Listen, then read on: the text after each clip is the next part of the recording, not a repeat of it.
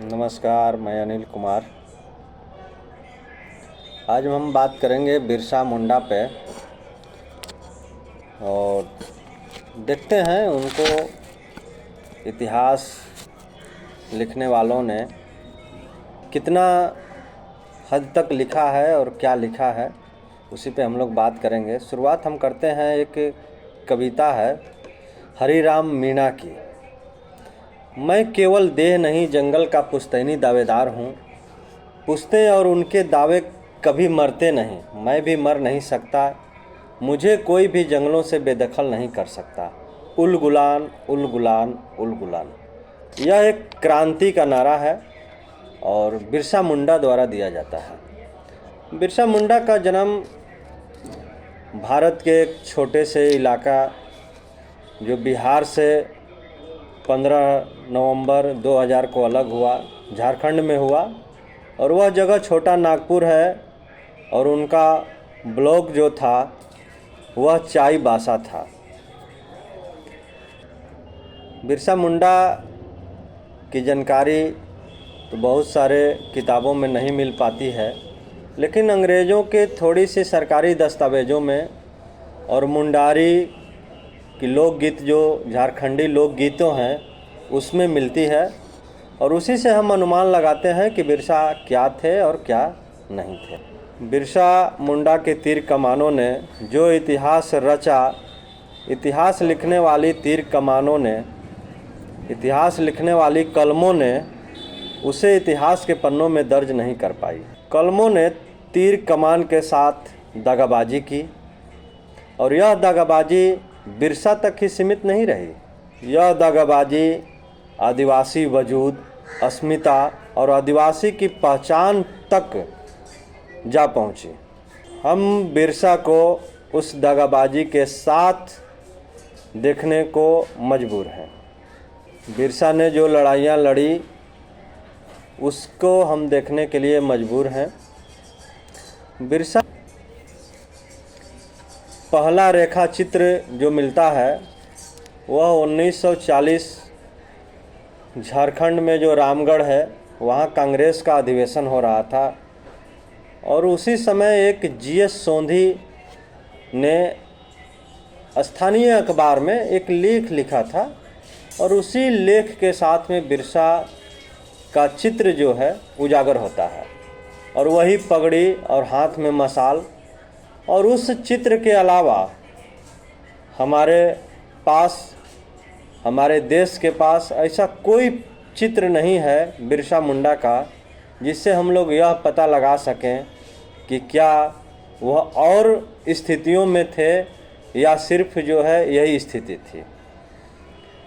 वही चित्र से सभी प्रकार के फिगर जितने भी आए हैं लगभग वही फिगर मिलता है कि पगड़ी बांधे हुए हैं, हाथ में मशाल लिए हुए हैं और वही चित्र मिलता है, दूसरे चित्र नहीं है। वही चित्र हमारे संसद भवन में उपलब्ध है। भारत के नक्शा में छोटा नागपुर का इलाका 2% में है। पूरे भारत के भूगोल में 2% के जगह में 30%, पूरे भारत के 30% खनिज का उत्पादन होता है और यह उत्पादन का व्यापारियों द्वारा बहुत लाभ लिया गया, लेकिन आदिवासी अस्मिता के साथ कुछ ढंग का व्यवहार नहीं किया गया।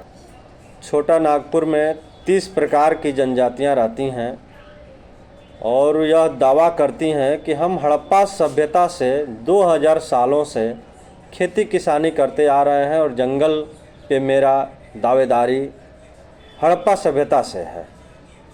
धार्मिक मामले में यदि बात करें हम तो वह एक सुंगा बुंगा लोगों को पूजते हैं जिसका संबंध आत्मा से है। इनके पास किसी प्रकार का देवी देवता, धार्मिक देवी देवता का जिक्र नहीं मिलता है। इनका पर्व जो है सरहुल, कर्मा, ये सभी पर्व प्रकृति को मानने वाले हैं।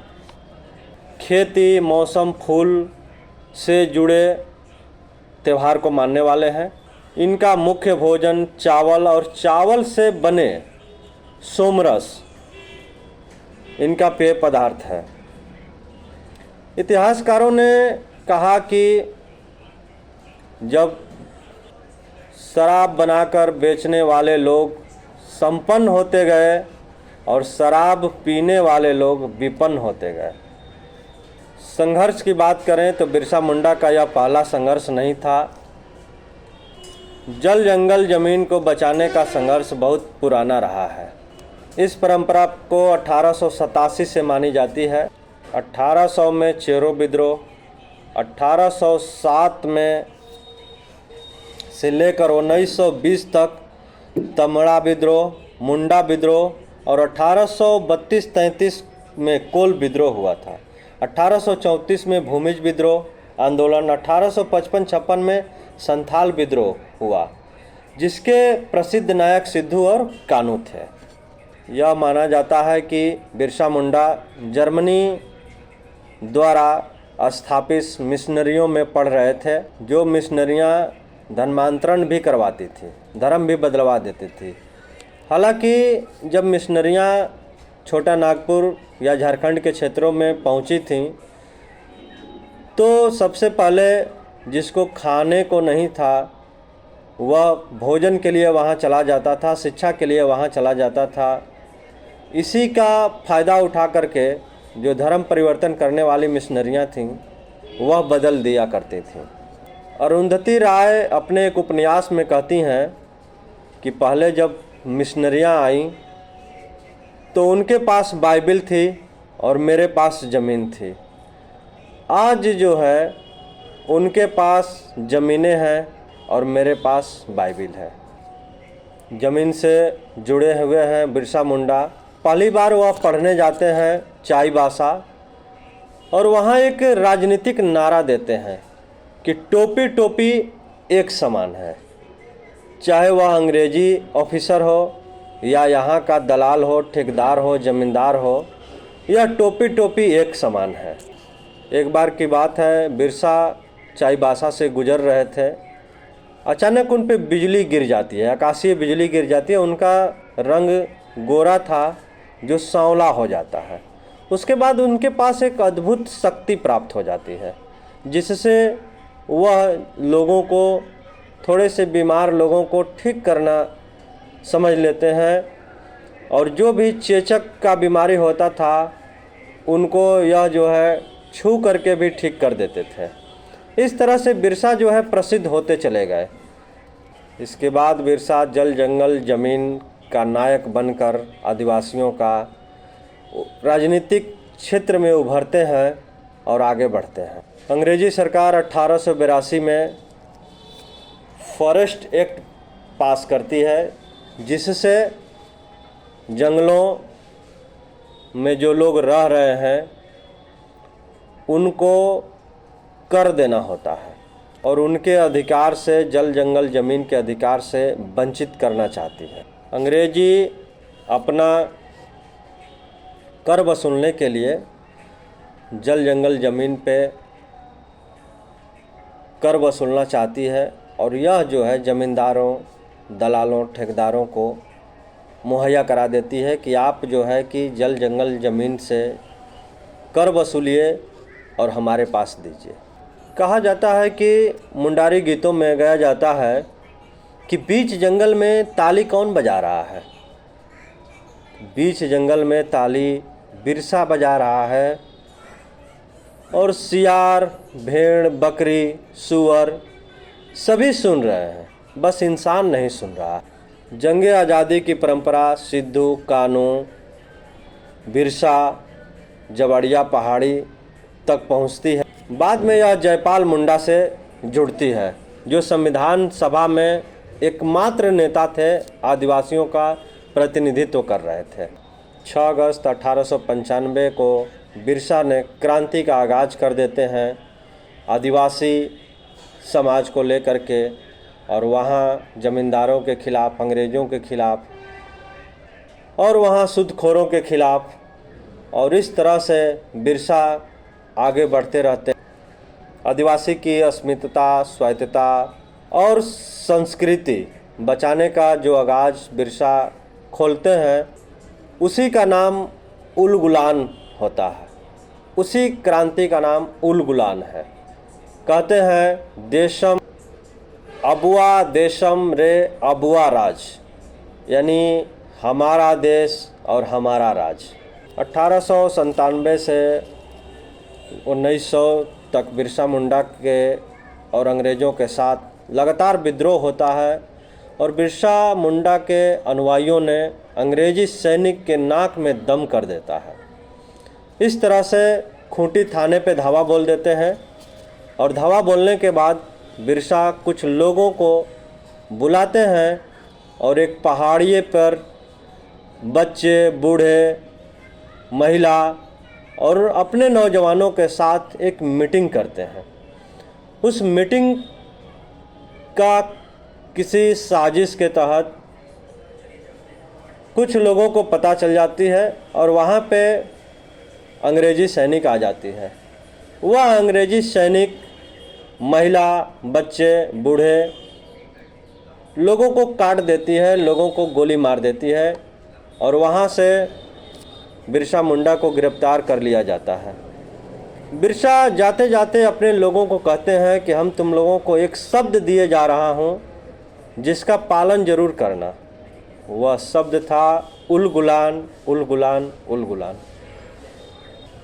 बिरसा मुंडा का आंदोलन ख़त्म हो जाता है और बिरसा गिरफ्तार हो जाते हैं और कहा जाता है कि रांची जेल में बिरसा को चेचक हो गया था जिसके चलते उनकी मृत्यु हो गई। लेकिन ऐसा नहीं लगता है कि जो व्यक्ति चेचक छू करके किसी का ठीक कर सकता है वह चेचक से मरा होगा। कुछ लोगों द्वारा पता चलता है कि बिरसा को बहुत प्रताड़ित किया गया था जेल में। आंदोलन ख़त्म हो गया लेकिन इसका असर गहरा रहा। 1 नवंबर 1902 को गुमला प्रखंड की स्थापना हुई। 1 दिसंबर 1905 को खूंटी प्रखंड की स्थापना हुई। 11 नवंबर 1908 को छोटा नागपुर काश्तकारी अधिनियम पारित हुआ। आदिवासी लोगों के लिए एक विशेष क्षेत्र घोषित किया गया। बाहरी लोगों को इस जंगल में घुसने से रोक दिया गया। आदिवासियों को ज़मीन का हक एक बुनियादी मिल गया। 15 नवंबर 2000 को जब झारखंड बनता है तो ऐसा लगता है कि बिरसा मुंडा की उल गुलान को एक पड़ाव पर जीत हासिल होती। 2019 में माननीय सुप्रीम कोर्ट द्वारा आदिवासियों से जल जंगल ज़मीन का कागज़ मांगा जाता है और ऐसा लगता है कि उल गुलान अभी भी जारी रखने की ज़रूरत है। तमाम रिपोर्ट कहती है कि 30% जहां भारत की संपदा है वह जगह 30% है पूरे भारत की और आज भी वहां बच्चे कुपोषण से, अशिक्षा से, महिलाएं खून की कमी से मरती हैं। आज भी हम आदिवासी को अपना नहीं बना पाए हैं। यह देश अभी भी आदिवासी को अपना नहीं पाया है। आज भी स्थिति वही है। न उनके पास अच्छी यूनिवर्सिटी है, न अच्छे हॉस्पिटल हैं, न अच्छी उन लोगों की ज़िंदगी हो पाई है। जबकि इस पूरे देश को अपने इस छोटे से छोटा नागपुर से 30% संपदा रखने वाला जो कंपनियां ले जाती हैं और ले जा रही हैं और आगे भी ले जाती रहेंगी, लेकिन अभी भी उनकी ज़िंदगी ठीक ठाक नहीं हो पाई है। अभी भी हम लोग उनको मुख्य धारा में नहीं जोड़ पाए हैं। जय हिंद, जय भारत, जय उल गुलान। आप यदि मेरा चैनल देख रहे हैं सामाजिक पाठशाला तो लाइक करें, शेयर करें और अपना कमेंट ज़रूर बताएं कि इसमें मैं क्या सुधार कर सकता हूं और आगे इसी तरह से और कहानियाँ हमारे द्वारा प्रसारित की जाती रहेगी। धन्यवाद।